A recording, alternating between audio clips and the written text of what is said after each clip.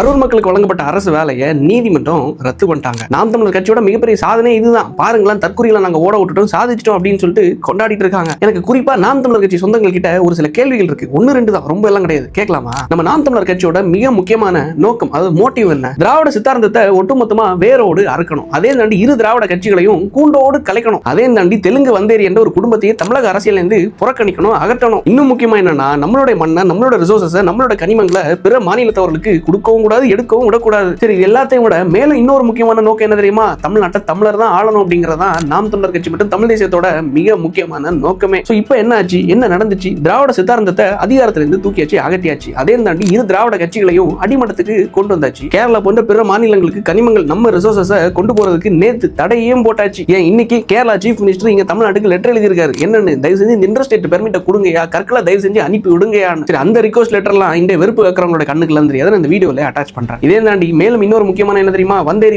தெலுங்கு கூட்டம் சொல்றாங்களே, அந்த தெலுங்கு கூட்டத்துடைய அவங்க சொல்ற அந்த குடும்பத்துடைய இன்றைய குடும்ப தலைவரையும் தோற்கடிக்கவும் செஞ்சாச்சு. சரி, வந்தேரிகளின் அரசியலையும் தெலுங்கு கூட்டத்தோட ஆட்சியையும் ஒட்டுமொத்தமா தமிழ்நாட்டில இருந்து அகற்றியாச்சா? அது மூலமா அவங்களோட கணக்கின்படி பிள்ளை, அதாவது வேளாளர் கம்யூனிட்டி சார்ந்த தமிழ் ஜாதியை வம்சாவளியை கொண்ட ஒரு தமிழர் தான் இன்னைக்கு நம்ம தமிழ்நாட்டை ஆட்சியும் பண்ணிட்டு இருக்காரு. இது மூலமா நாம் தமிழர் கட்சி மற்றும் தமிழ் தேசியம் என்ற ஒரு அமைப்போட மிக முக்கியமான ஒரு நோக்கத்தையே விஜய் என்ற ஒரு சக தமிழர் பூர்த்தி பண்ணிட்டாப்ல. ஜெயித்த உடனே அண்ணன் உங்க தம்பி ஜெயித்துட்டானேன்னு உங்களை பார்க்கவும் வந்தாப்ல. ஆனா பார்த்த அந்த 2 மாசத்துல ஒரு நாளாச்சும் மனசார என் தம்பி ஜெயித்துட்டாயா, தமிழ்நாட்டை தமிழ ஆள்றாயா, தமிழ் தேசியத்தோட மிகப்பெரிய நோக்கத்தை நிறைவு செஞ்சுட்டு இருக்கான், லட்சியத்தை நிறைவு செஞ்சுட்டு இருக்கான் அப்படின்னு சொல்லிட்டு மனசார பாராட்டிருக்கீங்களான்னு. இதுக்கு பேர் என்ன தெரியுமா? Inferiority complex. ஐயோ நம்ம தோத்துட்டோமே, தம்பி ஜெயித்துட்டானே, தம்பி ஆட்சியை பிடிச்சிட்டானே, தம்பி வளர்ந்துட்டானே, தம்பி அதிகாரத்திலே உட்கார்ந்துட்டானே அப்படின்னு சொல்லிட்டு தான் வெறுப்பை கக்குறாங்க. தாங்கவே முடியல, தமிழரோட வெற்றியை ஏத்துக்கவே முடியல. அதுக்கு ஒரு சின்ன உதாரணத்தை மட்டும் சமீபத்தில் ஏன் நேத்து நடந்ததை சொல்லட்டுமா? பாரிசாலன் என்ற ஒரு சக தமிழ் தேசியவாதியோட பிறந்த நாளுக்கு நேத்து தென்னகம் விஷ்ணு என்ற நாம் தமிழர் கட்சியோட மிக முக்கியமான பேச்சாளர் அவரோட பிறந்த நாளுக்கு வாழ்த்து சொல்லிட்டாரு, பாராட்டிட்டாரு. அப்படிங்கிற ஒரே காரணத்துக்காக என்ன நடந்துச்சு தெரியுமா? கட்சியோட அடிப்படை பதவி ஒட்டுமொத்தத்திலிருந்து சீமான் அவர்கள் தூக்கிட்டார். இனிமே நாம் தமிழ் கட்சி சொந்தங்கள் யாருமே இவர்கிட்ட பேச்சுவார்த்தை வச்சிருக்க கூடாதுன்னு. எதுக்காக? சக தமிழ் தேசியவாதியோட பிறந்த நாளுக்கு